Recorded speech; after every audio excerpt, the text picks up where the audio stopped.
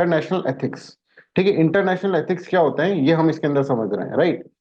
तो इसी तरह से हम और भी चीजें समझेंगे, जैसे मीडिया एथिक्स क्या होता है ये अपन समझेंगे, फेमाइन एथिक्स क्या होता है ये अपन समझेंगे, एनवायरमेंटल एथिक्स क्या होता है ये भी अपन टॉपिक्स करेंगे, ठीक है, बाद में करेंगे। ये टॉपिक सारे बहुत इंटरेस्टिंग है और बहुत ही ज्यादा इंपॉर्टेंट भी है आपके लिए, बिकॉज ये ऐसे राइटिंग के अंदर बहुत पूछा जाता है, ठीक है। ये जो टॉपिक्स अभी जो मैं पढ़ा रहा हूँ, ये डिफरेंट डिफरेंट डायमेंशंस के एथिक्स जो मैं आपको करवाने वाला हूँ, उसके अंदर क्या है, उसके अंदर ऐसे राइटिंग का कंटेंट बहुत अच्छा आपके पास आ जाता है, तो इसको अपन को एक तो डिटेल के अंदर पढ़ना होगा, ठीक है। और जीएस पेपर के अंदर भी ये काफी चीजें में काम आ जाएगा आपके, राइट। आज जो हम पढ़ रहे हैं that is international ethics. International ethics word को पहले अपन समझ लेते हैं, what is international ethics, then we will move forward.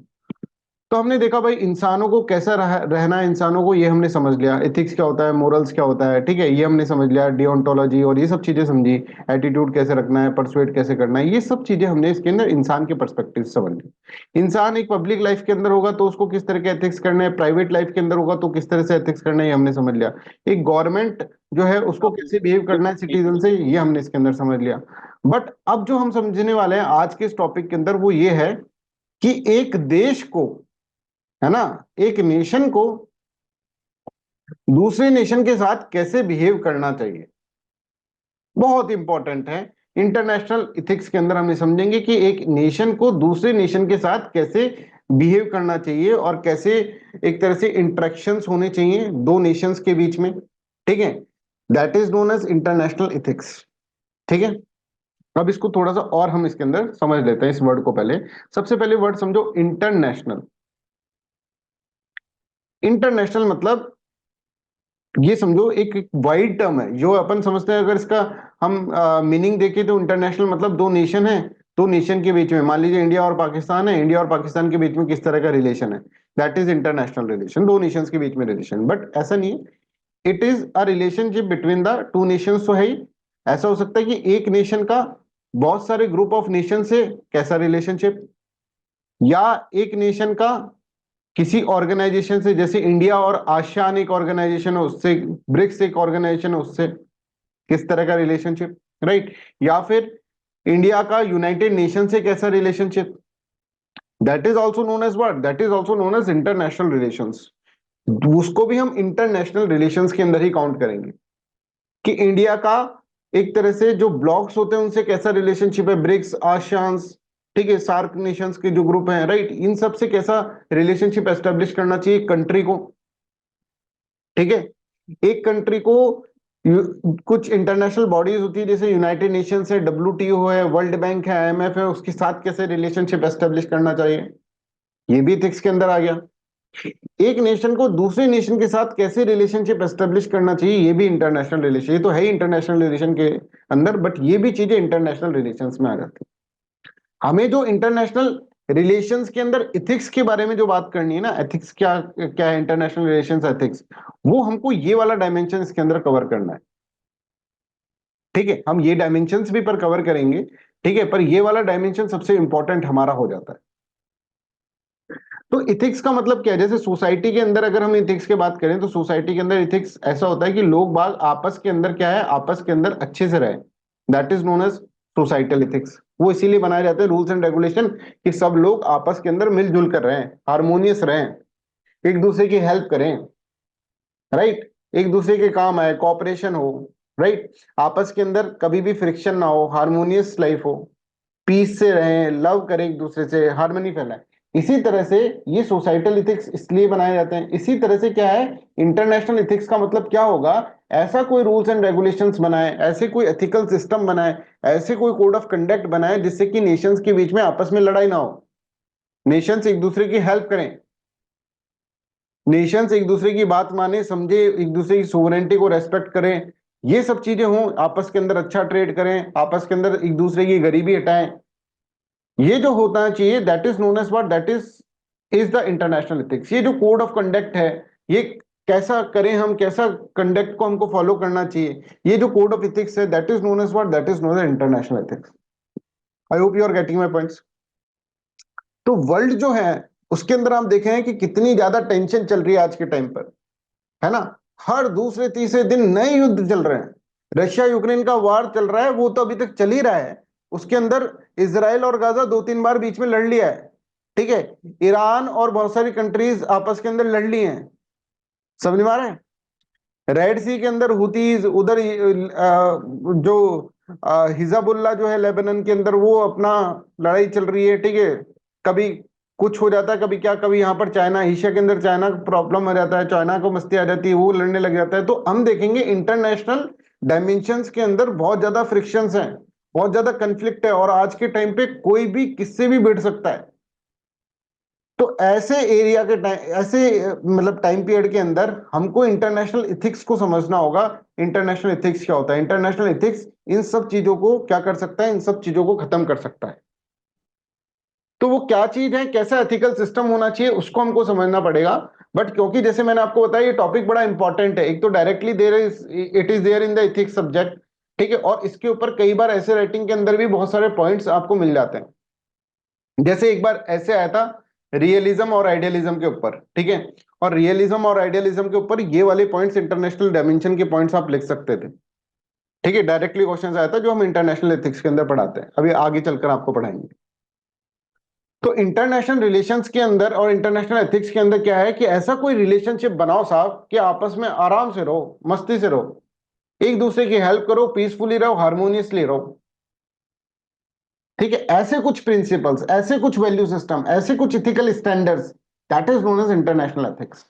उसको हम इंटरनेशनल एथिक्स कहेंगे, जिससे एक दूसरे के बीच में कोलैबोरेशन बढ़े, एक दूसरे के बीच में कॉपरेशन बढ़े, एक दूसरे के बीच में पॉजिटिव कॉन्ट्रीब्यूशंस हो, ठीक है, कि भाई तेरे पास ये नहीं है तो ये ले, मेरे से ले ले, मेरे पास ये नहीं है तो तू दे दे, ठीक है। इस तरह से एक बॉर्डरलेस वर्ल्ड बने, राइट। उस चीज के अंदर जिसके अंदर कोई लड़ाई झड़ाई नहीं हो, ठीक है, आपस में कोई मनमुटाव हो गया तो उसको बातचीत से सुलझा लिया, एग्रेशन नहीं दिखाना किसी को, राइट। ये सब सिस्टम जो है that is known as what, that is known as international ethics.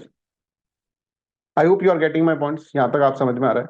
तो यहां पर आप देखो इंटरनेशनल इथिक्स का मतलब क्या है। देखिए, ethics is required when the people in the society wish to live harmoniously with each other, ठीक है। आपस के अंदर, सोसाइटी के अंदर, जैसे अपन सोसाइटल इथिक्स देखते हैं। But Nations can be compared with the people, nation को कंपेयर करा जाता है पीपल के द्वारा, पीपल के साथ कंपेयर कर सकते हैं कि हम नेशंस को नेशन ना देखकर हम लोग समझे कि इंडिया एक पर्सन है, चाइना एक पर्सन है, चाइना का इस तरह का नेचर है, इंडिया का इस तरह का नेचर है, उसको एक पर्सन की तरह समझे। जो ये काम जो करा था ना, वो जॉन रॉल्स ने करा था, और उसने उसके बेसिस पे कुछ एथिकल सिस्टम बनाए। वो एथिकल सिस्टम क्या है इंटरनेशनल वर्ल्ड के अंदर, इंटरनेशनल रिलेशनशिप के अंदर, वो अपन आगे चलकर पढ़ेंगे। तो हम क्या करें, हम नेशंस को नेशन ना देख के नेशन को इंसानों की तरह देखें, पीपल की तरह देखें, और फिर लॉ ऑफ इंटरनेशनल रिलेशन की जगह लॉ ऑफ पीपल बनाए कि दो आदमी आपस के अंदर किस तरह से रहना चाहिए, वैसे ही दो नेशन को आपस में उसी तरह से रहना चाहिए। जैसे हमने हमारे लिए कानून बना रखे हैं, हमारे लिए एक तरह से क्या बना रखे हैं, हमारे लिए एक तरह से इथिकल स्टैंडर्ड्स बना रखे हैं, वैसे ही दो नेशंस को अपने आप को लोग बाग समझकर उसी तरह के, जैसे एक आदमी दूसरे आदमी के साथ रहता है, वैसे एक नेशन को दूसरे नेशन के साथ रहना चाहिए, ठीक है। I hope you are getting my point. तो यहां पर आप देखेंगे nation can be compared with the people who can be friend, opponents and enemies. The world is gradually becoming a global village. अब देखो, वर्ल्ड के अंदर पहले हम सोचते थे भाई साहब अमेरिका जाना तो मतलब बहुत बड़ी बात हो गई, अब कोई ज्यादा दूरियां नहीं रही है। ये जो डेवलपमेंट हुआ है, ठीक है, ये जो डिजिटल डेवलपमेंट हुआ है, डिजिटल डेवलपमेंट में तो अमेरिका इज 1 सेकेंड अवे, समझ में आ रहा है। अभी हमारे फ्रेंड कोई अमेरिका में बैठा है तो हमको अमेरिका घुमा सकता है फोन पे वीडियो कॉल करके, इतना पास हो गया अमेरिका। तो पूरा जो है, अगर आप देखेंगे कनेक्टिविटी इतनी अच्छी हो गई कि पूरा जो वर्ल्ड है ना, वो एक तरह से ग्लोबल विलेज की तरह बना हुआ है। और हर लोग, ग्लोबलाइजेशन इतना ज्यादा पैर पसार चुका है, ग्लोबलाइजेशन की एक कंट्री अपने हिसाब से तो नहीं रह सकती साहब, उसको दूसरी कंट्री की नीड होगी होगी, इतना ज्यादा टेक्नोलॉजिकल एडवांसमेंट हो गया है। देखिए फॉर एग्जांपल, देखो इंटरनेशनल रिलेशंस क्यों जरूरी है ये समझो। ऐसा भी तो है हम अलग रह सकते हैं, इंडिया अलग मस्ती से रहे, भाई पाकिस्तान अलग मस्ती से रह रहा है, इसको इंडिया से मतलब नहीं, और इंडिया से मतलब नहीं, और इंडिया को पाकिस्तान से मतलब नहीं। ऐसा हो सकता है यूएस से अलग तरह से रह रहा है, भाई हमारा घर अलग है, चाइना का अलग है, हमें क्या मतलब उसको। चाइना भी सोच रहा है भाई मेरा भी घर है, ये रहा मेरा घर, बस इसमें मेरे को रहना है। पर ऐसा हो नहीं सकता, आज के जमाने में ऐसा बिल्कुल नहीं हो सकता। आज के जमाने में क्लोज्ड इकोनॉमी मतलब खुद का गला घोट लेना, क्योंकि world is so much globalised. अब क्या हो रहा है, और ऐसा क्यों नहीं पॉसिबल है, ये समझो कि सब कुछ इंडिया के पास सब कुछ नहीं हो सकता ना। इंडिया के पास हो सकता है बहुत सारे रिसोर्सेज हो, इंडिया के पास मान लो एक्स रिसोर्सेज है, पर वाई रिसोर्स नहीं है इंडिया के पास। तो वाई रिसोर्स लेने के लिए उसको किससे बात करनी पड़ेगी, मिडिल ईस्ट से बात करनी पड़ेगी। जैसे ऑयल लेने के लिए मिडिल ईस्ट से बात करनी पड़ेगी कि भाई साहब हमको ऑयल दे दो। उसके बिना चल नहीं पाएगा, पहले चल जाता था काम, अब नहीं चल पाएगा। अब उसको मिडिल ईस्ट पे डिपेंडेंट रहना ही पड़ेगा। समझ में आ रहा है? I hope you are getting this one. तो यहां पर अगर आप देखेंगे तो ये जो सिस्टम बन रहा है कि एक के पास एक रिसोर्स है, दूसरे के पास दूसरा रिसोर्स है ना। हमारे पास मैन पावर है, इनके पास मिडिल ईस्ट के पास ऑयल है, तो ये हम कहेंगे हमसे हमसे मैन पावर ले लेंगे, थोड़ी स्किल्ड मैन पावर, हम इनको क्या कर देंगे, हम इनको हमसे इनसे ऑयल ले लेंगे। इस तरह का ये एक मिल बांट के सिस्टम चलने वाला सिस्टम है। अकेले नहीं रह सकते साहब, इसलिए आपस के अंदर रिलेशनशिप एस्टेब्लिश करना तो जरूरी है, ये तो आप समझ गए होंगे। अब रिलेशनशिप के क्या स्टैंडर्ड होने चाहिए, क्या एथिकल स्टैंडर्ड होने चाहिए इंटरनेशनल डायमेंशंस में, वो ही इंटरनेशनल एथिक्स है। ठीक है, I hope this is clear. यहां तक सबको क्लियर है? ठीक है, तो देखो, international ethics encompasses the principle and the values that guide the behavior of nations and entities in their interaction on a global scale. It emphasizes the positive contribution that collaborative and respectful relationship can bring to humanity and environment, while also recognizing the potential harms caused by the hostility, aggression and non-cooperation. कि अगर हम hostility से रहेंगे तो उसके क्या क्या harms हैं, तो हमको नहीं रहना चाहिए, ये भी हमको पता होना चाहिए। एग्रेशन से रहेंगे, नॉन कॉपरेशन से रहेंगे, और अगर रेस्पेक्टफुल रिलेशन से रहेंगे तो कितना बड़ा चेंज हम ह्यूमैनिटी और एनवायरनमेंट के लिए कर सकते हैं। आप देखिए, क्लाइमेट चेंज की बातें हम करते रहते हैं ना। यूएसए कहता है कि मेरे को क्लाइमेट चेंज हो रहा है, ठीक है, क्लाइमेट चेंज हो रहा है, मेरे को क्लाइमेट चेंज रोकना है। और वही यूएसए कितने जगह लड़ाई करवा रहा है, और उससे कितने ज्यादा आप देख रहे हैं एक्सप्लोजन यूज हो रहे हैं, एक्सप्लोजिव यूज हो रहे हैं, उससे क्लाइमेट डैमेज नहीं हो रहा। रशिया और यूक्रेन के वार वार चल रहा है, इनका धुआं यहां से नहीं निकल रहा है। समझ में? इजराइल हमास का वार चल रहा है तो उसके अंदर प्रॉब्लम नहीं हो रहा है। ईरान जब मिसाइल्स दाग रहा है किसी के ऊपर तो उससे प्रॉब्लम नहीं हो रहा, उससे भी प्रॉब्लम हो रहा है। आप देखिए, डेवलपमेंट जो है छू मंतर हो जाता है, इतना डेवलपमेंट करो, वार हो गया दो देशों के बीच में, सब कुछ गायब, सब स्वाहा।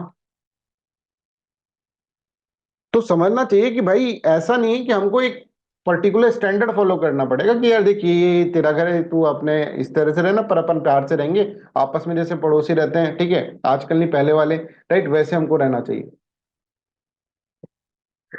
ठीक है, I hope you are getting this point. तो यहां पर है कि ये चीज जो है that is known as international ethics, कि भाई उसके अंदर कुछ ऐसी प्रिंसिपल, कुछ ऐसी वैल्यूज जो कि गाइड करे बिहेवियर ऑफ नेशंस को, एंटिटीज को, कि आपस में इस तरह से आपको इंटरेक्ट करना है, जिससे कि अगर वो अच्छे से इंटरेक्ट करेंगे तो देयर विल बी, अगर आप देखेंगे पॉजिटिव एस्पेक्ट होगा किसके लिए, ह्यूमैनिटी के लिए, एनवायरनमेंट के लिए। बट अगर वो नहीं करेंगे तो फिर there is no, non cooperation रहेगा, एग्रेशन रहेगा, तो they will be potential harm for that.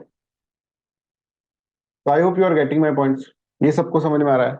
तो this is how you have to understand the international ethics. और अगर हम देखें understanding international ethics involved assessing how actions in the international arena affects not only the countries involved but also global stability, justice and well-being of all life forms। ठीक है, तो देखो international जो Arena के अंदर आपके एक्शंस जो होते हैं, ठीक है, वो कैसे सिर्फ कंट्रीज को इफेक्ट नहीं कर रहे हैं, ग्लोबल स्टेबिलिटी, जस्टिस, इन सबको कर रहे हैं। ये भी हम इसके अंदर समझेंगे। ये एक हमको फ्रेमवर्क देगा कि what is right and what is wrong. जैसे वो इथिक्स है ना, what is right what is wrong, international ethics मतलब एक नेशन के लिए क्या सही है और क्या गलत है।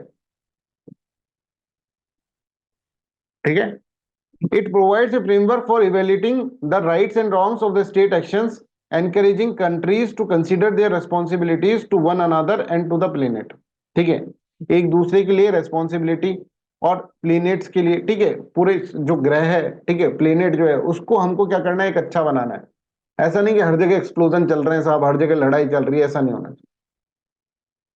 ठीक है, तो by promoting ethical standards, international ethics aims to foster cooperation, peace, sustainable development, ultimately contributing to a more just and the harmonious world. इस तरह से आपको इसके अंदर देखना है। तो ये तो अभी हम एक क्या है, एक सिर्फ एक डायमेंशन हम समझ रहे हैं कि इंटरनेशनल इथिक्स का मतलब क्या होता है।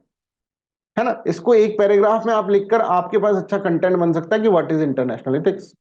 ठीक है, वैल्यूज हैं, कुछ प्रिंसिपल्स हैं, ठीक है, जिससे क्या है, जिससे कि दो नेशंस जो है आपस में आराम से रह सकते हैं, सब पीसफुली रह सकते हैं, हार्मोनियसली रह सकते हैं। और उससे क्या होगा, ग्लोबल वर्ल्ड को जो बहुत अच्छा रहेगा, ग्लोबल स्टेबिलिटी रहेगी, है ना, और एनवायरनमेंट की स्टेबिलिटी रहेगी प्लेनेट के लिए। ठीक है, प्लेनेट के लिए हमारी कुछ रेस्पॉन्सिबिलिटी है, तो उसके अंदर वो डायमेंशंस भी हम इसके अंदर कवर कर सकते हैं। तो ये है इंटरनेशनल एथिक्स।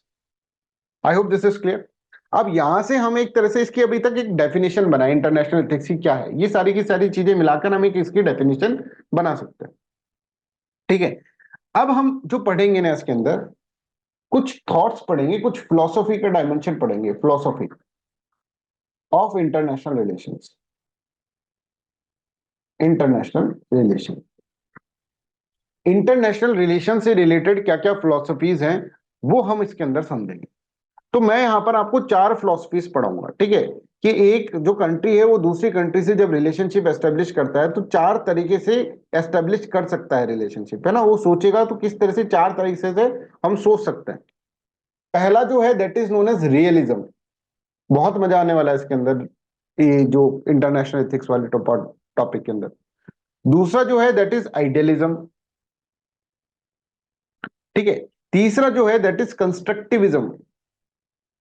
कंस्ट्रक्टिविज्म, ठीक है, रियलिज्म हो गया, आइडियलिज्म हो गया, कंस्ट्रक्टिविज्म हो गया। और चौथा जो है that is known as what, that is very very important, जो कि एक आइडियलिस्टिक कंडीशन है, ठीक है, that is known as cosmopolitanism. Cosmopolitanism, ये चार डायमेंशन उनको समझ में आनी है। तो हमारा एक पार्ट कंप्लीट होगा इंटरनेशनल एथिक्स का। ठीक है, फिर हम और ज्यादा इंटरनेशनल एथिक्स के अंदर जाएंगे, फंडिंग के बारे में पढ़ेंगे, इंटरनेशनल फंडिंग कैसे प्ले करती है इंपॉर्टेंट रोल। ठीक है, और फिर हमको क्या करना चाहिए आज की करंट अफेयर्स के डायमेंशन, करंट सिनेरियो के डायमेंशन पे, जहां पर वर्ल्ड के अंदर इतना सारा वार चल रहा है और ये सब चल रहा है, तो उसमें इंटरनेशनल एथिक्स क्या इंपॉर्टेंट रोल प्ले कर सकता है। ये क्वेश्चन भी बन सकता है ना, कि आज के समय में करंट टाइम पर जब आप देख रहे हैं कि आपस में बहुत सारी कंट्रीज आपस के अंदर लड़ रही है, वर्ल्ड इज एट वॉर, ठीक है, तो इस वक्त हमको क्या इंटरनेशनल एथिक्स हमको किस तरह से हेल्प कर सकता है, ऐसा अच्छा क्वेश्चन बन सकता है। तो उस क्वेश्चन को कैसे टैकल करना है, राइट, भारत का पर्सपेक्टिव क्या है, ये बहुत ही इंटरेस्टिंग मैनर के अंदर मैं आपको यहाँ पर समझाने की कोशिश करूंगा। ठीक है, तो सबसे पहले हम समझते हैं रियलिज्म क्या है, क्योंकि ये आइडियोलॉजीज हैं, डायरेक्टली पूछी भी जाती हैं। जैसे रियलिज्म और आइडियलिज्म का मैं बोल रहा हूँ, एक बार ऐसे राइटिंग के अंदर क्वेश्चन आ गया था, मैं आपको बताऊंगा भी वो ऐसे राइटिंग में क्या क्वेश्चन है, तो उसमें एक पैराग्राफ आप इंटरनेशनल रिलेशंस का लिख सकते हो। वैसे ये रियलिज्म और आइडियलिज्म जो थ्योरी है, दैट इज, वो जो है that is derive from the philosophy, philosophy से डराई हुई है। ठीक है, फिलोसफी में कुछ लोग ऐसे मानते हैं, कुछ थॉट प्रोसेस ऐसे मानता है कि इस संसार के अंदर जो वस्तुएं हैं, इस संसार के अंदर वो सब रियल हैं। जैसे मार्कर है तो ये रियल है, आप हो तो आप रियल है, राइट, ऐसा मानते हैं। इसके अंदर एक एक एक डायमेंशन इस तरह से मानता है, उसको बोलते हैं रियलिस्ट। और दूसरा डायमेंशन आपको जान के हैरानी होगी, वो ये मानते हैं इस संसार के अंदर ये जो वस्तु है ना, दैट इज नॉट रियल, ये एक आइडिया है, ये हमारे दिमाग का एक फितूर है, एक आइडिया है, that is known as idealism. जैसे शून्यवाद का कॉन्सेप्ट जो है, ठीक है, किसका, बुद्धा का, राइट, है ना, लेटर बुद्धा के अंदर शून्यवाद का एक कॉन्सेप्ट है कि वर्ल्ड के अंदर सब चीज शून्य है, राइट। और वेस्टर्न फिलोसफर्स, तो बहुत सारे फिलोसफर्स ऐसे हैं जो कि इस थॉट प्रोसेस को मानते हैं, ठीक है, कि संसार के अंदर ये जो चीज है ना, ये चीज है नहीं रियल में, ये एक तरह से क्या है, ये एक तरह से आइडिया है, सिर्फ हमारे दिमाग का बनाया हुआ आइडिया, रियलिटी के अंदर ये नहीं है ना। तो वो जो होता है वहां से ये निकल कर आया रियलिज्म और आइडियलिज्म। बट इंटरनेशनल रिलेशंस के अंदर इतना कॉम्प्लेक्स नहीं है, इंटरनेशनल रिलेशन के अंदर बहुत सिंपल है। बट सारी चीजें जो आप देखेंगे ना, that is derived somewhere from the philosophy. इसलिए फिलोसफी को कहा जाता है मदर ऑफ ऑल सब्जेक्ट। ये जो भी एथिक्स का डायमेंशन देख लो, आप पॉलिटिकल साइंस देख लो, इवन ज्योग्राफी भी आप देखोगे, तो दैट इज समवेयर डिफाइंड और डेराइव्ड फ्रॉम द फिलोसफी। ठीक है, तो इसीलिए ना ऐसे बोला जाता है कि भाई फिलोसफी तो सबको पढ़नी चाहिए, चाहे वो यूपीएससी की प्रिपरेशन कर रहा हो नहीं कर रहा हो, फिलोसफी तो पढ़नी चाहिए। Philosophy is just like a science. ठीक है, क्या बोल रहे हैं सर, साइंस तो बिल्कुल अलग होती है, फिलोसफी अलग होती है। नहीं, बट उसको साइंस की तरह वो वर्ल्ड के बारे में जानना सिखाती है आपको एक तरह से। खैर, चलो। तो let's understand what is realism. Realism में क्या होता है कि रियलिज्म जो फॉलो करता है प्रिंसिपल को, ठीक है, वो ऐसा है कि उसको ऐसा लगता है कि ये संसार जो है ना, एक तरह से क्रोकोडाइलों से भरा हुआ है। ठीक है, समझना है। बहुत सारे क्रोकोडाइल है। एक सागर है, एक ओशन है। ओशन को वर्ल्ड मान लो, और इसमें बहुत सारे क्रोकोडाइल है। ये क्रोकोडाइल के बीच में आप फंसे हुए हो, और इन क्रोकोडाइल से आपको किसी तरह से बचना है। रियलिज्म वाला ये सोचता है। रियलिज्म वाला सोचेगा कि ये जो सारे नेशंस है ना, ये एक तरह से मगरमच्छ हैं, और ये मगरमच्छ आपको देखकर एक तरह से क्या है, इनके मुंह में पानी आ रहा है, और ये आपको खाना चाहते हैं। रियलिस्ट ऐसे समझता है। तो रियलिज्म वाले जो होंगे वो इस तरह से समझेंगे कि ये संसार जो है, इसके अंदर हमें क्या करना है, हमें किसी तरह से सस्टेन करना है, हमें किसी तरह से सरवाइव करना है, हमें किसी तरह से बचे रहना है, और हमारी हेल्प करने के लिए और कोई नहीं आएगा, हमें ही अपनी हेल्प करनी है। तो इनका ऐसा रहता है, इनका ये ऐसे सोचते हैं कि पूरा वर्ल्ड जो है ना, that is in the state of anarchy. Anarchy की स्टेट में है। कोई भी रूल्स फॉलो कर ही नहीं रहा, कोई इंटरनेशनल रूल्स रेगुलेशन नहीं है संसार के अंदर, कोई इंटरनेशनल लॉ नहीं है, कोई इंटरनेशनल ऑर्गेनाइजेशन नहीं है। ऐसे समझकर ये अपनी पॉलिसी फ्रेम करते हैं, ऐसे समझकर ये एक इंटरनेशनल रिलेशंस बनाएंगे दूसरी कंट्री के साथ, जिसके अंदर ये कहेंगे भाई हमारा सबसे बड़ा मकसद पता है क्या है इस संसार के अंदर। इस संसार के अंदर सबसे बड़ा मकसद ये है कि हम अपने नेशनल इंटरेस्ट को प्रोटेक्ट कर लें, बस। बस हम क्या करें, अपने आप को प्रोटेक्ट कर लें, that is more than enough. हमें यहां कहीं भाईचारा नहीं बनाना है, यहां पर हमें कोई रिलेशनशिप एस्टेब्लिश नहीं करना है। हमें क्या करना है, हमें तो सिर्फ और सिर्फ क्या करना है, एक तरह से हमें अपने आप को बचाना है। इसलिए हमें अपने आप को एक तरह से पावरफुल बनाना है। Power, power is the centre of realism. ये बोलता है कि जब भी in the situation of crisis, जब ये मगरमच्छ होंगे, ये हमको देख ही रहे हैं बस कैसे कमजोर पड़े और कैसे हम तो उसको खाएं। और ये मगरमच्छ मतलब डिफरेंट डिफरेंट नेशंस, ये देख रहे हैं कब ये कमजोर पड़े और कब हम इसको खाएं। तो आपकी मदद करने कोई नहीं आना है कि कोई यूनाइटेड नेशन नाम की बॉडी आ जाएगी, साहब नहीं। कोई दूसरी कंट्री आ जाएगी, नहीं। सब अपने सेल्फ इंटरेस्ट पे खेल रहे हैं। और अगर आपको सरवाइव करना है तो self help is the best help. और इस संसार के अंदर इतना कॉम्पिटिटिव संसार है, तो इस संसार के अंदर आप देखेंगे तो survival of fittest is the criteria. जो फिट है वो जीत गया, और जो फिट नहीं है उसको क्या है, सामने वाला मगरमच्छ खा गया। और सॉरी, ये ऐसे सोचते हैं और ऐसे सोचकर ही अपनी पॉलिसीज बना रहे हैं कि भाई कोई इस संसार के अंदर दोस्त नहीं है, सभी दुश्मन है, सब एक दूसरे को मारना चाहते हैं। हमको जो पॉलिसीज बनानी चाहिए वो दोस्ती वाली नहीं, हमको अपने आप की पावर डेवलप करनी चाहिए। इनको हमेशा नेगेटिव साइड ऑफ वर्ल्ड ही दिखता है साहब, नेगेटिव साइड ऑफ वर्ल्ड। इसीलिए इनको बोला जाता है children of darkness, of darkness. इनको ऐसा लगता है कि भाई पावर आ जाए, बस पावर आ जाए जिससे कि दूसरा लोग मेरे को मार नहीं पाए, that is only the things. तो ये हमेशा दिमाग के अंदर ऐसे रखते हैं कि भाई हमको है ना कोई अच्छा रिलेशन नहीं बनाना किसी से, हमें तो ये करना है कि हमको इतना रिलेशन बनाना है कि बस वर्स्ट पॉसिबल आउटकम जो है ना, उसको सोचकर बनाना है रिलेशन, कि ये हमको मारने वाला है, तो अब इसको कैसे रोका जाए, ऐसा रिलेशनशिप हमको एस्टेब्लिश करना है। एक घोर मिसट्रस्ट इनके दिमाग में बैठा रहता है, इनके अंदर एक घोर मिसट्रस्ट बैठा रहता है। इसका मतलब समझ में आ रहा है कि ये लोग आपस के अंदर हमेशा क्या सोच रहे हैं, आपस में ये सोच रहे हैं कि भाई कहीं कोई हमको मार नहीं दे, कहीं कोई हमको खा नहीं जाए, हमको अपनी पावर डेवलप करनी है। Power is the only way to check the others power. समझ में आ रहा है। और ये जो सिचुएशन है, this situation is known as what, this situation is known as, और दिस आइडियोलॉजी और philosophy is known as realism. ठीक है। तो रियलिज्म अगर हम पढ़ें तो रियलिज्म में क्या है, लेट्स अंडरस्टैंड दिस। देखो, realism purpose of international politics, ऐसे मानकर चलते हैं इंटरनेशनल पॉलिटिक्स का पर्पस क्या है, is for the protection of the national interest, कि हमें अपने किसी तरह से नेशनल इंटरेस्ट को प्रोटेक्ट करना है। रियलिस्ट को कोई भी इंटरनेशनल ऑर्गेनाइजेशन से मतलब नहीं है, उसे है कि भाई कोई इंटरनेशनल ऑर्गेनाइजेशन मेरे क्राइसिस टाइम पर मुझे बचाने नहीं आएगी, मुझे खुद को खुद ही बचाना है। तो they do not give respect to the international peace, international laws, international organisation. समझ में आ रहा है? ये कभी भी इस तरह से नहीं करते। ये क्या कर रहे हैं, ये सोच रहे हैं कि इंटरनेशनल पॉलिटिक्स है ना, उसके अंदर that is in the state of anarchy, मतलब कोई भी ग्लोबल गवर्नेंस नहीं है इस वर्ल्ड के अंदर कि जो देख रहा हो कि भाई इसके साथ गलत हो रहा है, भाई इसके इसकी हेल्प करनी चाहिए हमें, है ना। ऐसा कोई ग्लोबल गवर्नेंस नहीं है, पूरा वर्ल्ड जो है in the state of anarchy, there is no government, global government. Global government जैसे कोई यूनाइटेड नेशन की बॉडी, ये सब फ्रॉड है, ठीक है। ये जो परमानेंट कोर्ट ऑफ आर्बिट्रेशन, ये सब फ्रॉड है, आईसीजे फ्रॉड है सब। हमें कोई भी बचाने वाला नहीं आने वाला, हमें अपने आप को खुद ही बचाना पड़ेगा। समझ आ रहा है?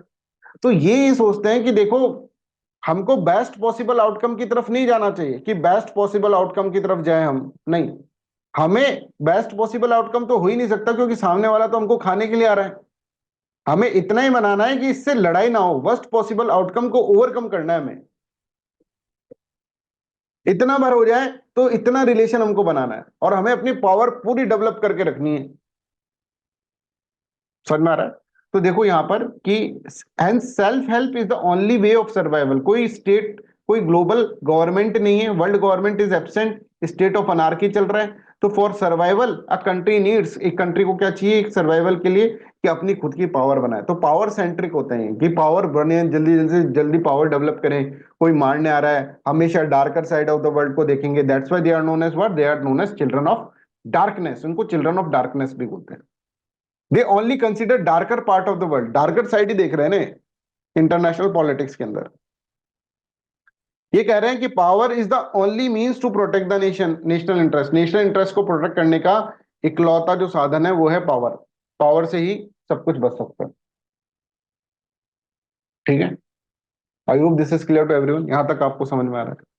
तो देखो, they form there policies keeping in the mind the worst possible outcome. Worst possible outcome को सोचकर ये अपनी पॉलिसीज को फॉर्म करते हैं। They believe that policy formulation on the basis of the best possible outcome should not be the priority of the state.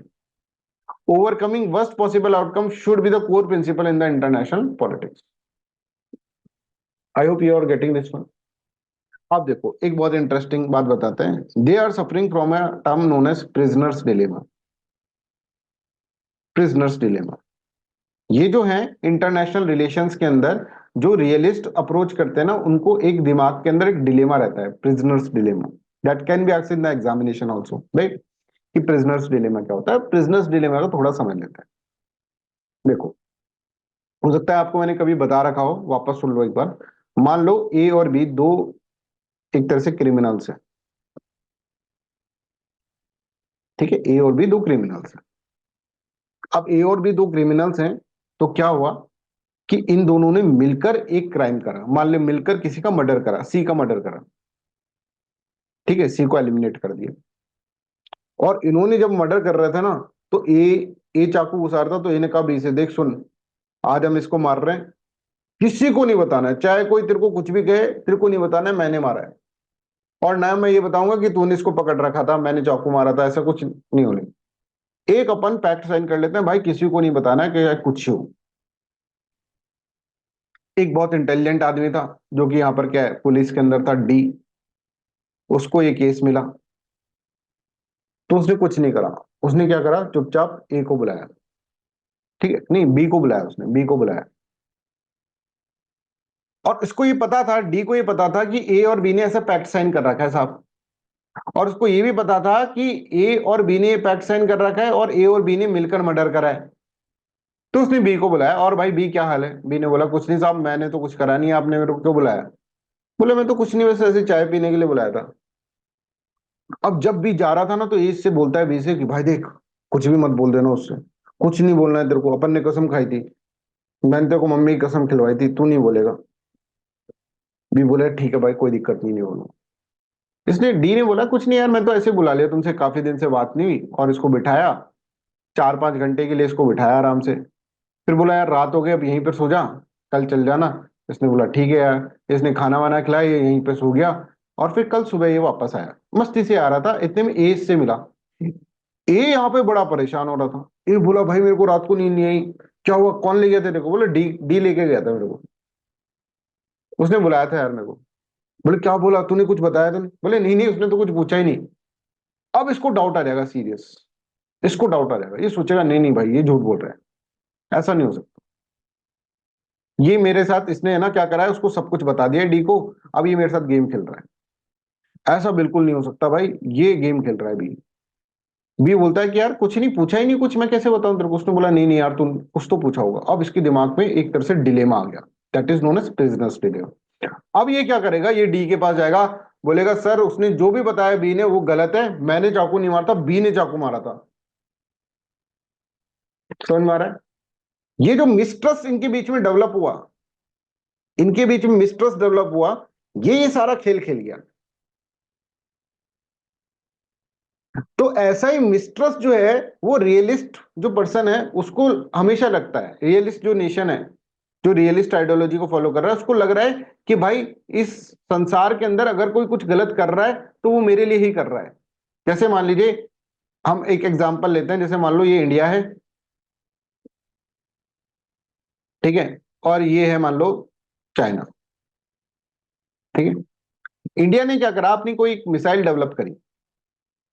अब India ने सिर्फ इसीलिए ऐसी मिसाइल डेवलप करी थी, इसने किसी पर्सपेक्टिव सोच के नहीं करा था कि यार मैं अपने मिसाइल डेवलप कर लेता हूँ, ऐसे एक मिसाइल बना लेते हैं, ठीक है, खाली बैठे क्या करें, चलो मिसाइल बना लेते हैं।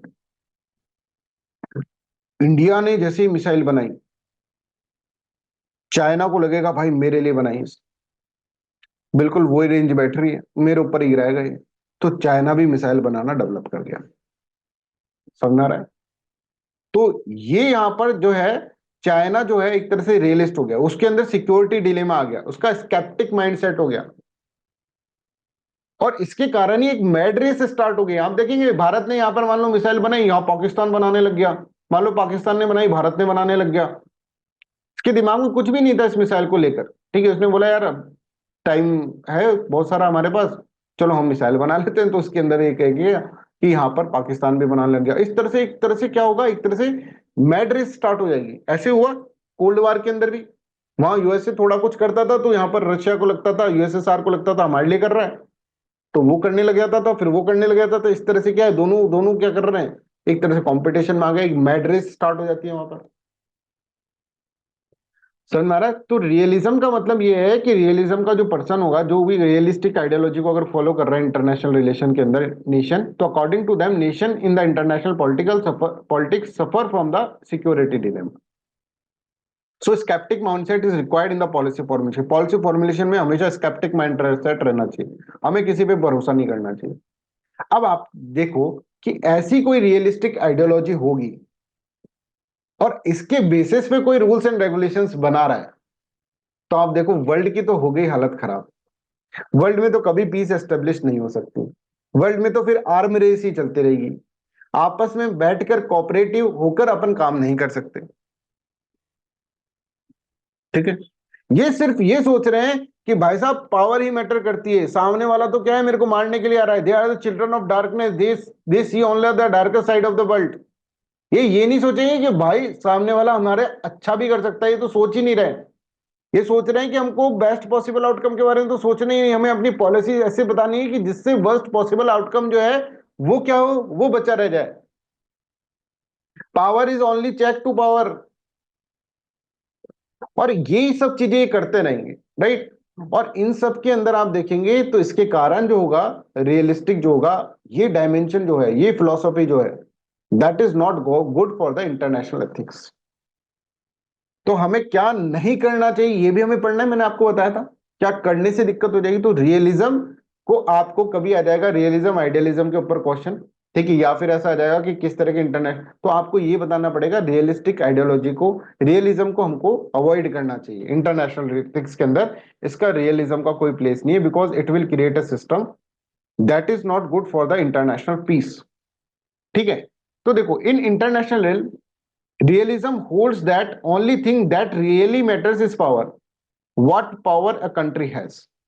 Nothing else matter. Morality, ethics, law, political system, legal system, ये सब गए भाड़ में. They are irrelevant. ठीक है. The argument appears to be that in international sphere, human nature is such that no one can be trusted. किसी को भी आप ट्रस्ट नहीं कर सकते. और हर एक आदमी दूसरे आदमी के ऊपर क्या कर रहा है? डोमिनेट करना चाह रहा है. या तो मैं किसी पे डोमिनेट करूंगा, नहीं तो कोई दूसरा मेरे पे डोमिनेट करेगा साहब. ये बात हमारे दिमाग के अंदर अच्छे से चली गई कि भाई हमको इस वर्ल्ड के अंदर तो power is the only check to power. ठीक है. I hope this is clear to everyone. यहां तक सबको समझ में आ रहा है. तो इस तरह से क्या होता है, इस तरह से realist. Am I audible to everyone? कोई प्रॉब्लम तो नहीं है?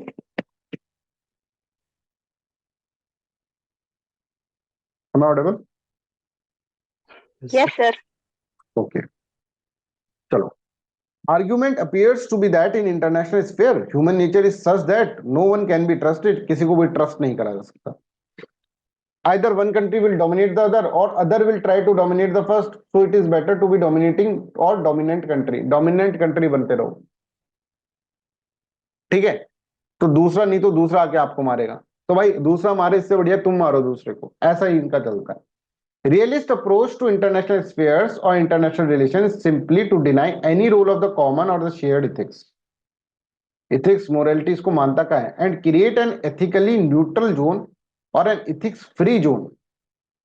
ये anti ethics है. ठीक है. Which can be filled by the power of one who is dominant. जो dominant, जिसकी लाठी उसका भैंस. That is known as realism. I hope you are getting my point. जैसे कि फॉर एग्जाम्पल हम एक केस डिस्कस करते हैं. आपने साउथ चाइना सी डिस्प्यूट आपने देखा होगा. मैंने भी कई बार इसको एक्सप्लेन करा है यूट्यूब पे. ठीक है. तो इसके अंदर क्या है, 9 डैश लाइन का कॉन्सेप्ट है. चाइना को एक बार क्या हुआ, मस्ती सूझी. चाइना ने कहा ये 9 डैश लाइन मैं बना के जा रहा हूँ. 1 2 3 4 5 6 7 8 9, ये 9 डैश लाइन जो है मैं बनाकर जा रहा हूँ. ये 9 डैश लाइन के अंदर जो भी एरिया आ रहा है ना, ये सब मेरा है. अब भाई जो भी सिस्टम होता है वो एक अनक्लोज बॉडी है. United Nation convention on law of seas एक बॉडी है. उसके बेसिस पे वो डिसाइड करता है कि भाई कौन सा तुम्हारा टेरिटोरियल वाटर है, कौन सा तुम्हारा एक तरह से एक्सक्लूसिव इकोनॉमिक जोन है. ठीक है. कौन सा हाई सीज है वो डिसाइड करता है. इसने बोला कि मैं तुमको, वो अनक्लॉज के पास ही गया 2009 के अंदर और बोला भाई लो पकड़ो, ये देखो ये मेरा क्लेम है. ये डैश लाइन लगा दी है मैंने. और यहाँ पर देखो वियतनाम भी है, मलेशिया भी है, ब्रुनेई भी है, फिलीपींस भी है. और ये सब इनके क्या है, एक तरह से जैसे स्कारबोरो जो शोल आइलैंड है ना, ये फिलीपींस का आइलैंड था. राइट. इसी तरह से स्प्रेटले आइलैंड जो है that is Vietnam island. Right. तो पारासल आइलैंड, ये सब कंट्रीज जो है आपस के अंदर क्या है, ये आइलैंड इनके थे. इतने में चाइना आता है एकदम से बोलता है ये वाला एरिया मेरा है. तो अनक्लॉज बोलता है कि ठीक है भाई एक बार मेरे को देख लेंगे. बोला देखना नहीं है, मैं बता रही हूँ. क्या बता रही हो? कि ये एरिया आज से मेरा है, क्योंकि कोई पूछे तो उसको बता देना. तो अनक्लॉज ने बोला भाई तुम्हारे बोलने से थोड़ा ना होगा. हम एक United Nation convention law of seas है, हम जो डिसाइड करते हैं वो होता है. हम इंटरनेशनल बॉडी है. बोले इंटरनेशनल बॉडी कहीं भाड़ में. क्यों? क्योंकि हम तो भैया मानते नहीं है इंटरनेशनल बॉडी को. बोला ऐसे कैसे नहीं मानोगे यार, क्या बात कर रहे हो तुम, यूनाइटेड नेशन की बॉडी है, कोई मजाक थोड़ी ना है. बोले अच्छा जो करना है वो कर लो. फिर ये लोग जो है वियतनाम, फिलीपींस, ये लोग फिलीपींस चला गया किसके अंदर, परमानेंट कोर्ट ऑफ आर्बिट्रेशन के अंदर. परमानेंट कोर्ट ऑफ आर्बिट्रेशन ने कहा ये जो क्लेम है चाइना का बिल्कुल फ्रॉड के क्लेम है, इसको हम नहीं मानते. और चाइना ने इधर बहुत सारे आइलैंड बनाने की कोशिश करी, तो इन आइलैंड के कारण यहाँ की जो इकोलॉजी है वो इफेक्ट हुई है. तो चाइना को क्या करना चाहिए, इनको एक तरह से कंपनसेशन देना चाहिए. चाइना ने बोला तू क्या नहीं मानता, मैं तेरे को नहीं मानता permanent court of arbitration, tata bye bye. तो ये चाइना का क्या है, ये किसी को नहीं मान रहा है, इंटरनेशनल रूल्स एंड रेगुलेशंस को नहीं मान रहा है.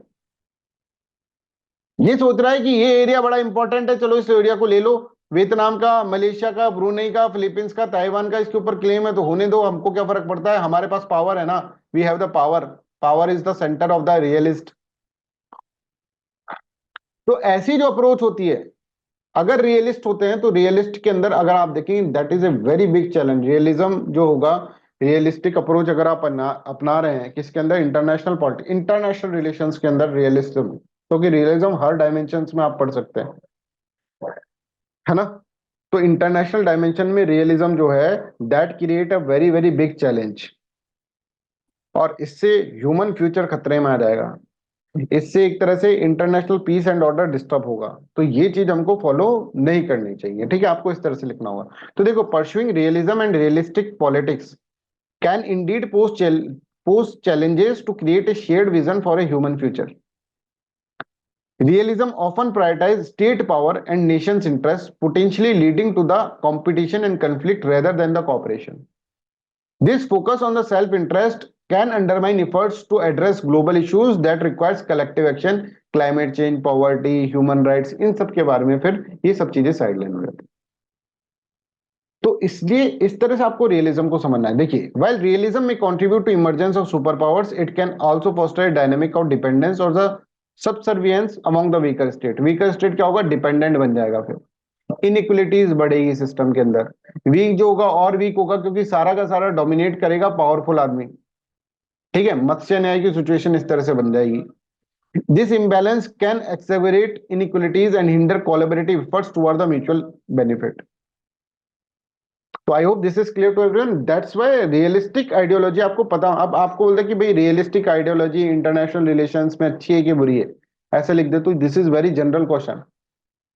जब ऐसे में पूछ लिया तो मतलब जनरल ही चीज है रियलिज्म, वो समझ रहे हैं कि यूपीएससी के एस्पिरेंट को, तो आपको यही नहीं पता रियलिज्म होता क्या है, फिर क्या करोगे, पहले इसके अंदर रियलिज्म को आपको एक्सप्लेन करना पड़ेगा, फिर इंटरनेशनल एथिक्स के अंदर इस तरह से रियलिज्म किस तरह से खराब होता है ये आपको बताना पड़ेगा। तो I hope this is clear to everyone. तो दिस इज रियलिस्टिक आइडियोलॉजी, ये रियलिस्टिक आइडियोलॉजी है, ठीक है।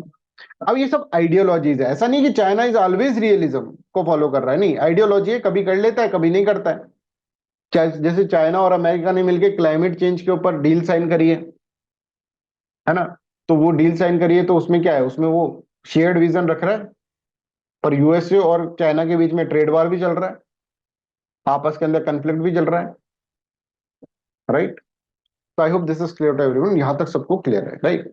अब हम जो पढ़ रहे हैं दैट इज दूसरा जो पॉइंट पढ़ रहे हैं, that is idealism. Idealism we are dealing, है ना। तो just give me break of 1 minute, 1 minute का ब्रेक दीजिए, ठीक है, and then we will understand what is idealism.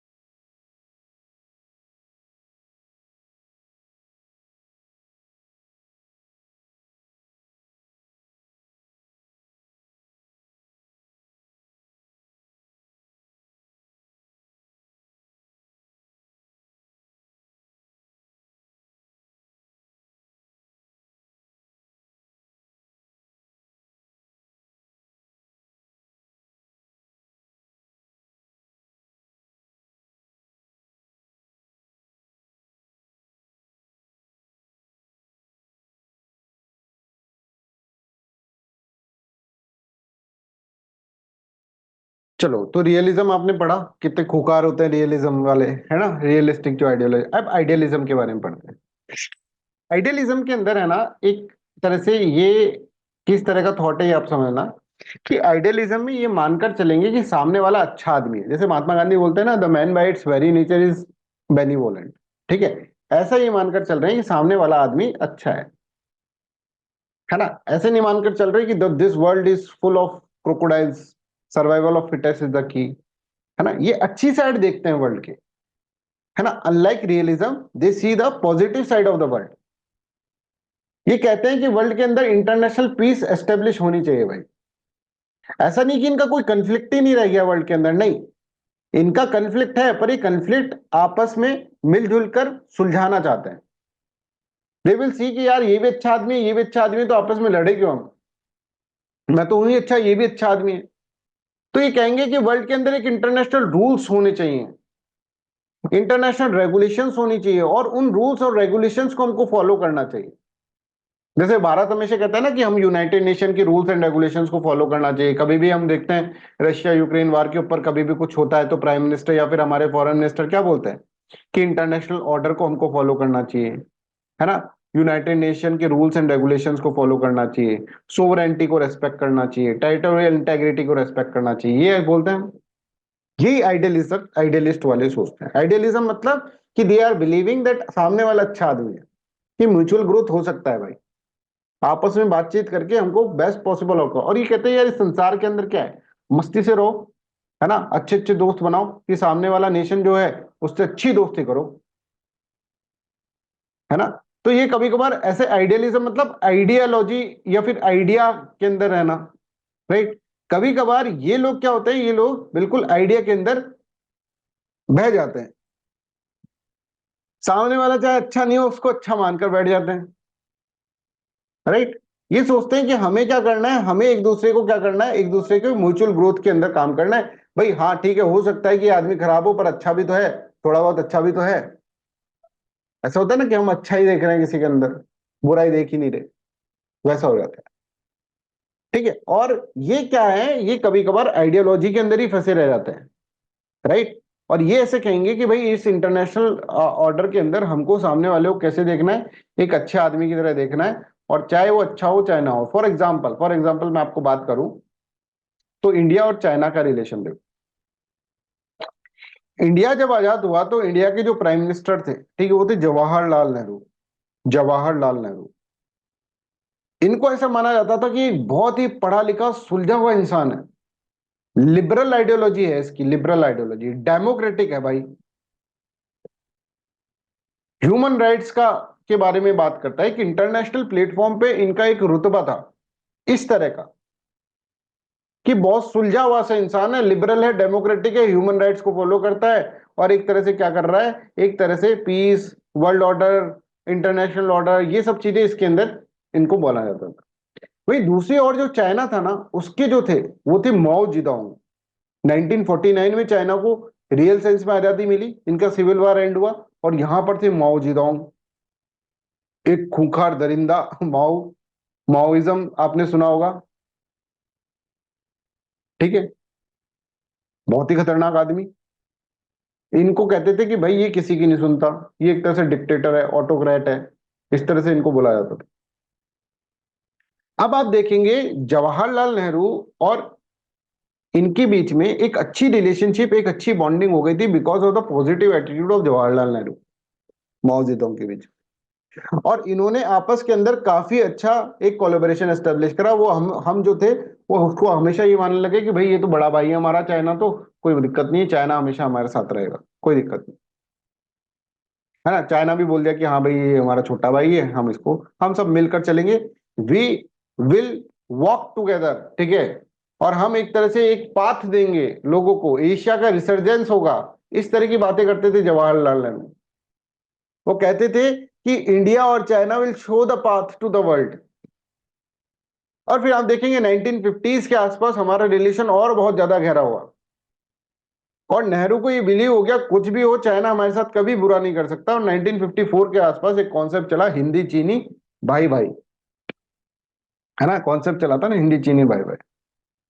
और हम क्या है, हम आराम से एक तरह से चाइना के साथ अच्छे रिलेशन में आ गए। हमने कहा कि ये होता है बेस्ट रिलेशन, ये देखो भाइयों का relation.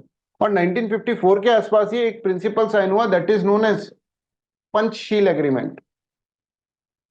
Panchsheel agreement, 5 principle of peace, जिसको लेके Jawaharlal Nehru was very much sentimental.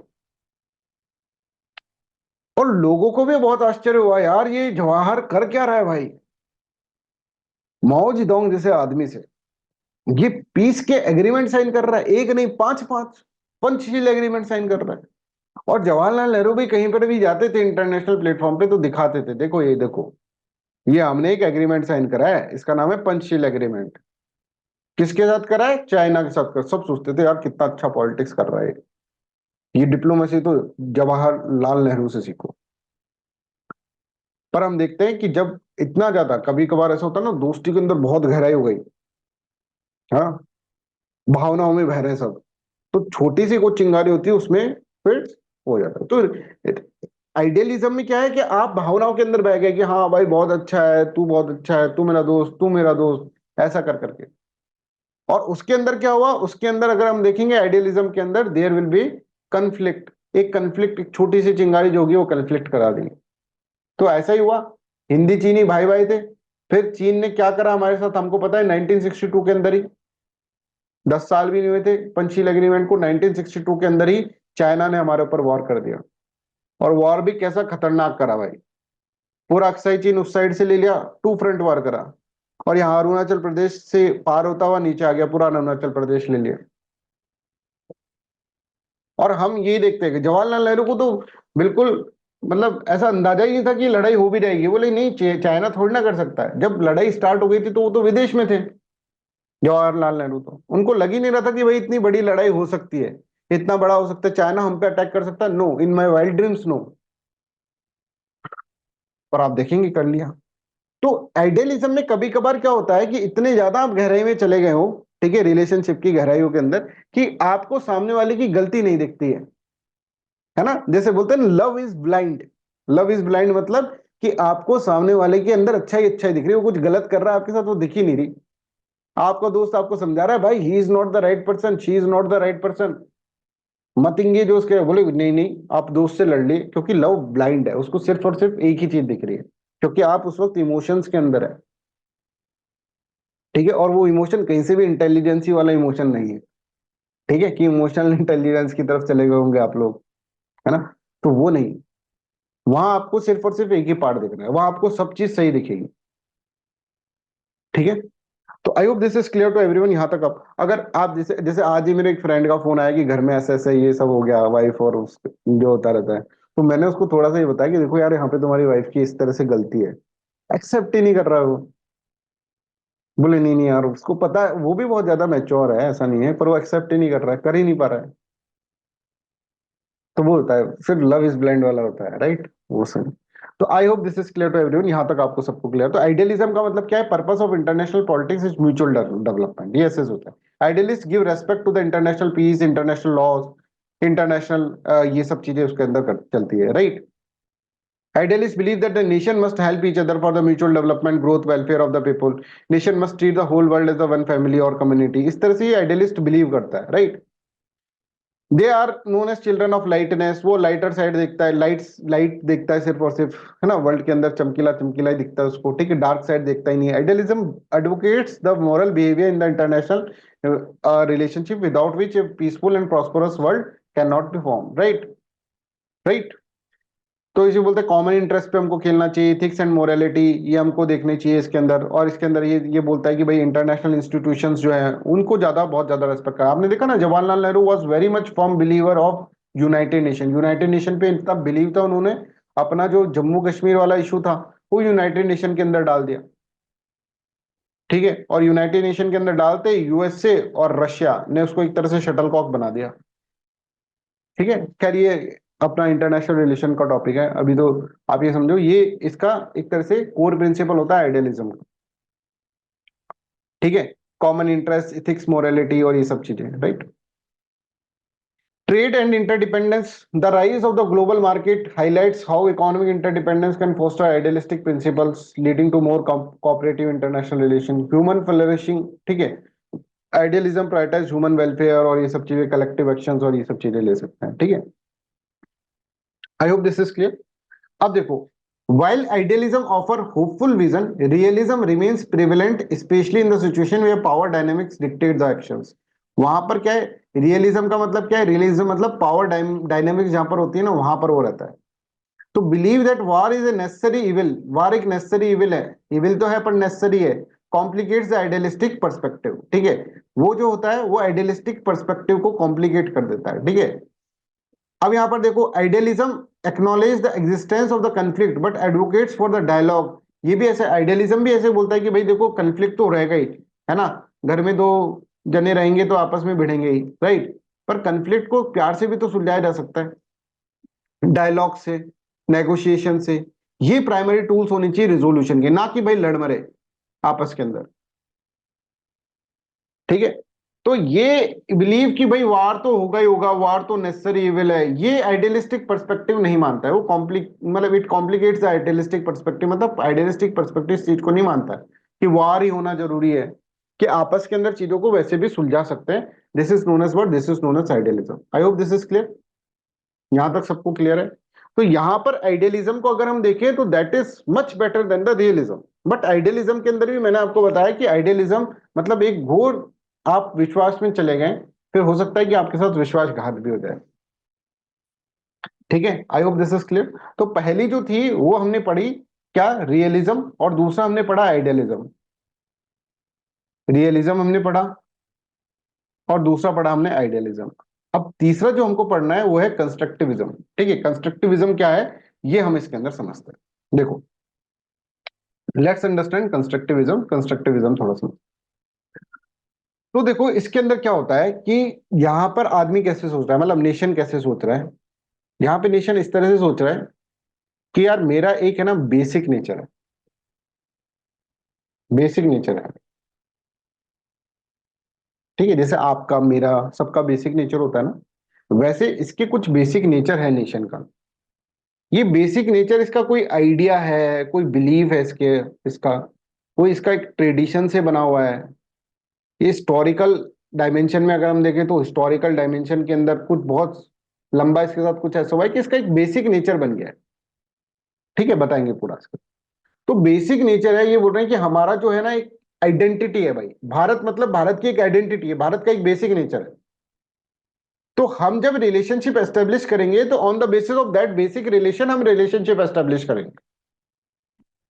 समझ में आ रहा है। हम ऐसा है कि हमारा जो idea, believe, tradition, historical dimension है वो क्या है, वो एक तरह से हम क्या करेंगे, हम उसके हिसाब से रिलेशनशिप एस्टेब्लिश करेंगे।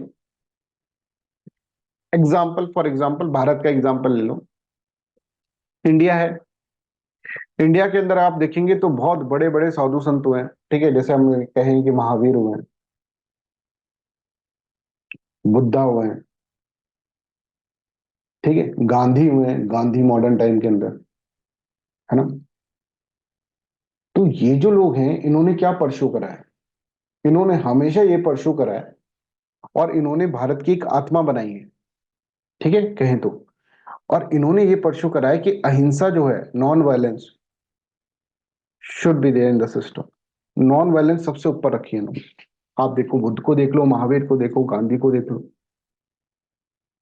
हिंदुइज्म को देख लो। हिंदुइज्म क्या है, मल्टी कल्चरिज्म सोसाइटी है एक तरह से, कि सबको मिलकर रहना है। उसके अंदर बहुत सारे ऐसे कोट हैं जैसे वासुदेव कुटुंबकम और ये सब चीजें। तो हमारी एक आइडियोलॉजी बनी ना इससे, हमारी एक आइडियोलॉजी बनी, इस आइडियोलॉजी को लेकर फिर हम रिलेशनशिप एस्टेब्लिश करेंगे, कि हम जब रिलेशनशिप एस्टेब्लिश कर रहे हैं तो हम नॉन वायलेंट रिलेशनशिप एस्टेब्लिश करना चाहते हैं। भारत ने कभी किसी से आगे से युद्ध तो करा नहीं, किससे करा, भारत ने कभी ऐसा नहीं कि अमेरिका जा रहा है, वियतनाम घूम रहा है, ठीक है, वियतनाम में जाके बम गिरा रहा है, वहां पर जाकर कर रहा है, ये सब भारत ने कभी नहीं करा। भारत ने तो कभी करा नहीं, तो हम कर भी नहीं सकते, क्योंकि हमारी आत्मा जो है, ठीक है, हमारा जो बेसिक नेचर है वो ये एग्रेशन का है ही नहीं। हम एग्रेशन, इंटरनेशनल पॉइंट हम बहुत ही एक तरह से नॉन वायलेंट लोग हैं। और ये नॉन वायलेंस हमको महावीर, गौतम बुद्ध और इन सब की ट्रेडिशन से मिला है, एक विरासत के अंदर मिला है। बाकी का रहा सा काम गांधी जी आके कर गए, ठीक है। तो आप यहां पर देखेंगे हमारा जो फ्रीडम स्ट्रगल भी है, that is also non violent freedom struggle. हमने कोई ऐसा नहीं है कि भाई हाँ एक स्ट्रीम थी एक्सट्रीमिस्ट की, मिलिट्री वालों की, पर ये क्या है, वो जो थे, वो रिवोल्यूशनरी जो थे, राइट, वो लोग बहुत कम थे। हमने हमेशा नॉन वायलेंस के बेसिस पे हमने, अगर हम देखें तो हमने स्ट्रगल करा है। अब ऐसा कह लो कि भाई सर वो तो गांधी का इन्फ्लुएंस इतना ज्यादा था कि उन्होंने किसी को चलने ही नहीं दी, बट हाँ तो सही, हमारा जो मूवमेंट जो चला है वो नॉन वायलेंट स्ट्रगल चला है इंडिपेंडेंस के लिए, है ना।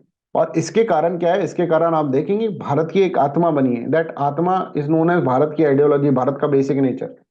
और भारत जब रिलेशनशिप एस्टेब्लिश करेगा तो उसी की बेसिस पे करेगा। भारत के अंदर एक एल्ट्रुइज्म की फीलिंग है। आप देखेंगे भारत अभी भी कहीं भी वर्ल्ड के अंदर कोई भी संकट हो और कोई भी गवर्नमेंट हो, दैट डजेंट मैटर, हम कोई सेल्फिश हो सकते हैं क्या? हमने कभी देखा आपने कोई किसी की संकट हो और हमने पार्टिसिपेट नहीं करा उसके अंदर? वैक्सीनेशन, कोविड 19 का एग्जांपल देखो आप, हमारे देश के अंदर वैक्सीनेशन कम थी, हमारे लोगों को वैक्सीन ना लगाकर, आपने कभी देखा ऐसा कि दूसरे लोगों को वैक्सीन लगवाने की हम बात सोच रहे हैं? अफ्रीका के अंदर हम वैक्सीन भेज रहे हैं, कोई और कंट्री में देखा ऐसा कि घर में बच्चा भूखा बैठा है पर दूसरे के बच्चे को खाना खिला रहे हो? ये हमारी एक आत्मा है। हम हमेशा ग्लोबल साउथ की प्रॉब्लम्स के साथ खड़े हुए हैं, उसके लीडर बन के उसके साथ खड़े हुए हैं। ये हमारी एक आइडियोलॉजी बना रखी है और हम अपने रिलेशन इसी तरह से एस्टेब्लिश करेंगे। कोई कहेगा नहीं भाई तुम ऐसा कर लो, तो हम कहेंगे नहीं नहीं भाई, हमारा रिलेशनशिप एस्टेब्लिश करने का तरीका ये है, जैसे रियलिस्ट का रिलेशनशिप एस्टेब्लिश करने का तरीका है पावर, वैसे हमारा रिलेशनशिप एस्टेब्लिश करने का तरीका है हमारा बिलीफ सिस्टम, हमारा जो आइडियोलॉजी है। समझ में आ रहा है? हमारी आइडियोलॉजी इन सब चीजों से मिलकर बनी है ना।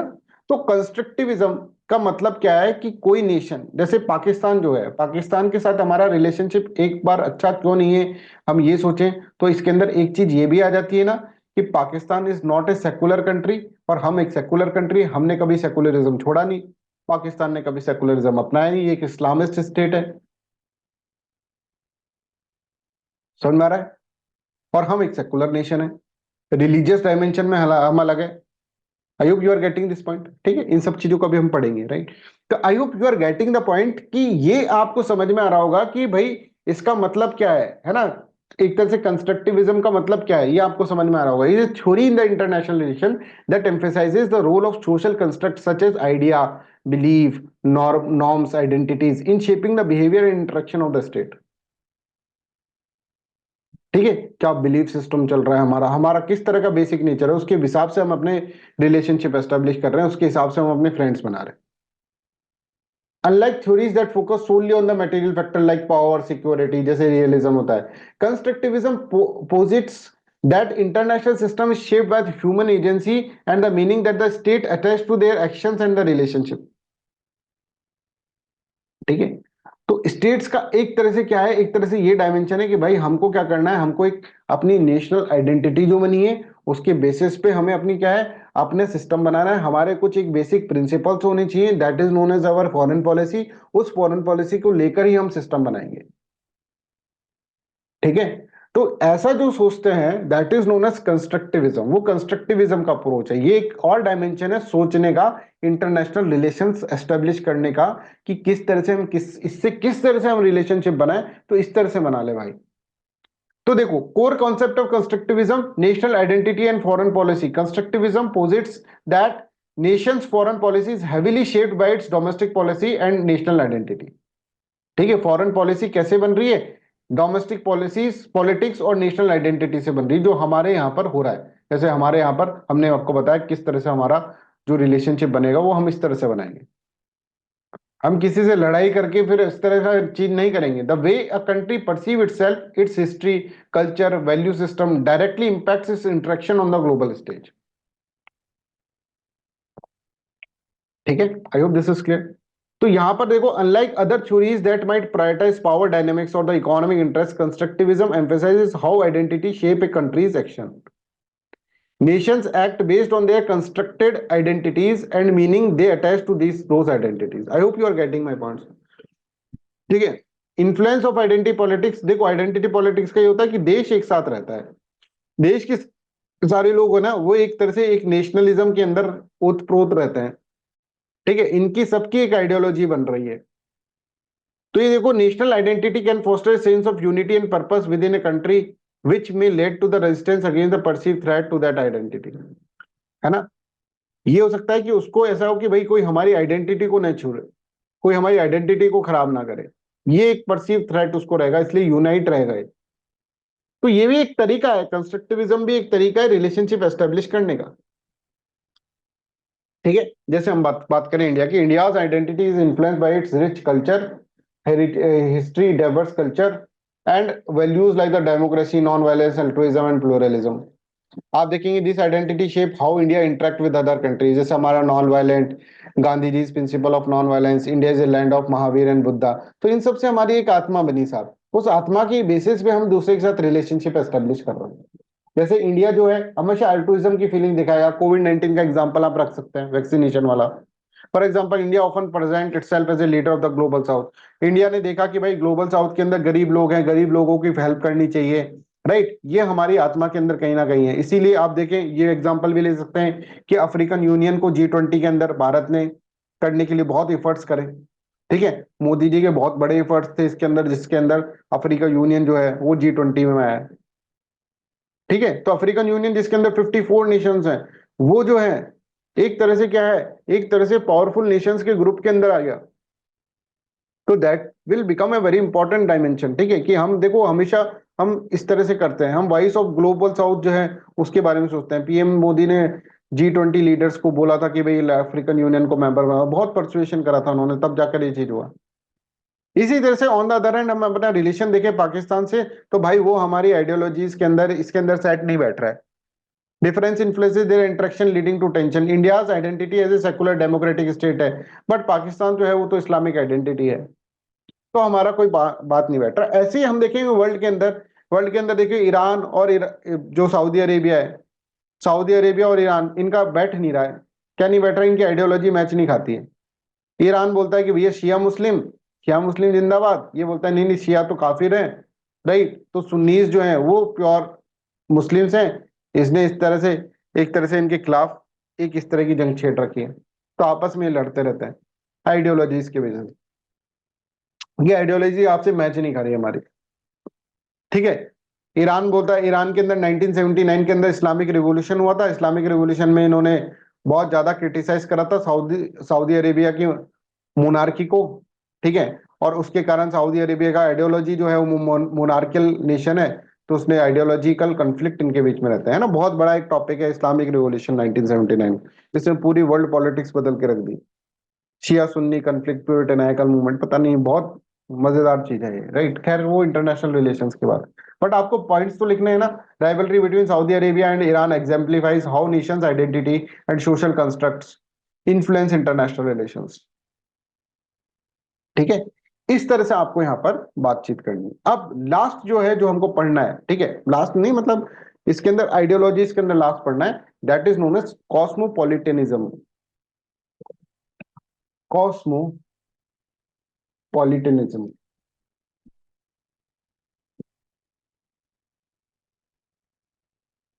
का चीज है ये अपन, ये एक तरह से ना अलग ही डायमेंशन है। ठीक है, ये ऐसा सोचता है कि यार इंटरनेशनल रूल्स रेगुलेशन की जरूरत क्या है, हम तो सब एक तरह से बॉर्डरलेस वर्ल्ड के अंदर रह रहे हैं। ये क्या सोचता है कि एक इंसान जो है ना, सभी तो इंसान है यार, क्यों नेशन अलग अलग, नेशन की क्या बात, सभी तो इंसान है, एक सिंगल कम्युनिटी तो है हम, पाकिस्तानी, इंडियंस, चाइनीज, ये सब इंसानी तो है ना। तो इनको चाइना की तरह देखिए क्यों।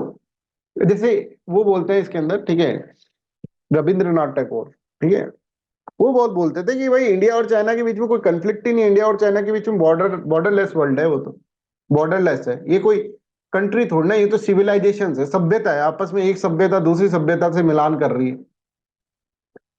इस तरह से कॉस्मोपॉलिटनिज्म वाली आइडियोलॉजी ऐसे बोलते हैं कि सभी तो इंसान है भाई, क्या रूल्स एंड रेगुलेशंस बनाने की जरूरत, कोई रूल्स एंड रेगुलेशन, सब आराम से अच्छे से रहो, कम्युनिटी की तरह रहो एक। ठीक है, तो कॉस्मो का मतलब क्या होता है? कॉस्मो मतलब होल वर्ल्ड, होल वर्ल्ड जो है एक तरह से फैमिली है। ह्यूमन बींग्स जो है belongs to the single community, single communities है, इसलिए शेयर्ड मोरलिटी है। क्या दिक्कत है, आपस में एक दूसरे की मदद करो, ये सब करो, एक अलग ही डायमेंशन के ऊपर ये जा रहा है। ठीक है, तो वर्ल्ड जो है, राइट, कॉस्मो मतलब वर्ल्ड, और ह्यूमैनिटी के लिए हमको काम करना चाहिए। अब जब कोई रूल्स एंड रेगुलेशंस नहीं है, तब सब आपस में मिलकर बैठेंगे तो कैसे रूल्स बनाएंगे भाई? हमको क्या है, इंसानियत के लिए बनानी चाहिए। इंसानियत के लिए बनाओ भाई रूल, ऐसे नहीं कि भाई ये सब नेशनल इंटरेस्ट देख रहे हैं आपस के अंदर, इंडिविजुअल इंटरेस्ट नहीं देखना, सोसाइटी के लिए सोचो साहब, है ना? पूरे वर्ल्ड ह्यूमैनिटी की बेसिस पे हमको क्या करना चाहिए, हमें इंटरेक्शंस करने चाहिए, रिलेशनशिप्स बनाने चाहिए। ठीक है, तो यहां पर देखो कॉस्मोपॉलिटिज्म क्या बोलता है। Cosmopolitanism is ideology that all human beings belong to the single community based on a shared morality. A person who adheres the idea of cosmopolitanism in any of its form is called the cosmopolitan. जैसे आप कह सकते हैं कि Rabindranath Tagore was cosmopolitan with respect to India और China. ठीक है, वो बोलते थे भाई क्या लड़ाई, अरे भाई ये देश थोड़ी ना है, ये तो सभ्यता है, भारत सभ्यता, भारतीय सभ्यता और ये चाइनीज सभ्यता, ये सभ्यता आपस में मिल रही है, कहाँ बॉर्डर ही नहीं है, ये तो एक तरह से सभ्यता का आपस में मिलान है। तो cosmopolitanism suggest the establishment of cosmopolis और world state for all of humanity. ठीक है, cosmopolitanism encourages us to act in a way that we believes everyone should act, है ना? ऐसा करो, ऐसे एक्ट करो कि सब, आप बिलीव करते हो कि सब, जैसे आप कहें कि भाई हमारे, हम अगर दूसरों के साथ अच्छा करेंगे तो दूसरा भी हमारे साथ अच्छा करेगा, तो हम अगर अपने साथ अच्छा करना चाहते हैं तो हम दूसरों के साथ अच्छा करें। This means treating others with respect, fairness, kindness, no matter where they come from. भाई पाकिस्तान से तो क्या है, भाई तो है तू, इंसान ही तो है तू, है ना? तू चाइना से आया, क्या हुआ, इंसान ही तो है। यूएसए से बोला भाई तू इंसान ही तो है, तू बस गोरे चमड़े की है। ठीक है, बस और क्या है तेरे अंदर, क्या अंतर है तो हम भी इंसान, तुम भी इंसान। Since we interact with the people from the different countries, cosmopolitanism argues that we have a duty to treat them well. This involves recognizing them as individual with the rights and the freedom. ठीक है, जैसे भारत के अंदर एक बहुत important श्लोक है, आपने श्लोक का एक वर्ड पढ़ा होगा, मैं आपको पूरा श्लोक दिखाता हूँ। अयम निज परोवेति गन्ना लघु चेत साम उदार चरिता नाम तू वासुदेव कुटुंबकम। समझ में आ रहा है? इसके अंदर क्या है, जैसे अयम मतलब यह है, निज मतलब होता है ना, आप अपना अपना। ठीक है, इसका लिखना नहीं है आपको, बस ऐसे पढ़ा रहा हूं मैं आपको, मेरा है। परो मतलब परोपकार, जैसे होता है परोपकार, परोपकार मतलब दूसरे का उपकार। पर धातु का मतलब क्या होता है, पर उपसर्ग का मतलब क्या होता है, पर उपसर्ग का मतलब होता है दूसरा, कि ये मेरा है, ये पराया है, ऐसी जो गिनती करता है, ठीक है, कि ये मेरा है, ये पराया है, वो लघु चेत का होता है। लघु मतलब छोटा, चेतना मतलब दिल, है ना, मतलब मन। लघु चेतना, छोटे विचार के व्यक्ति करते हैं ऐसे।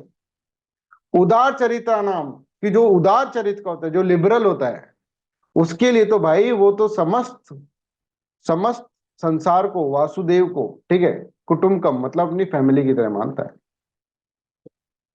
तो खैर आपको सिर्फ ये वर्ड याद रखना है ना, पर ये वर्ड आया कहां से आपको ये सब, मतलब थोड़ा सा एक, कुछ ऐसे वर्ड जो है, एक पूरा श्लोक है ये, है ना, ये तो याद रखना ही होगा। ठीक है, कि वासुदेव कुटुंबकम वर्ड तो आपको याद रखना होगा, इंग्लिश में भी लिख सकते हैं आप, वासुदेव कुटुंबकम इंग्लिश में ही लिखना होता है आपको। ठीक है, ऐसे वासुदेव कुटुंबकम,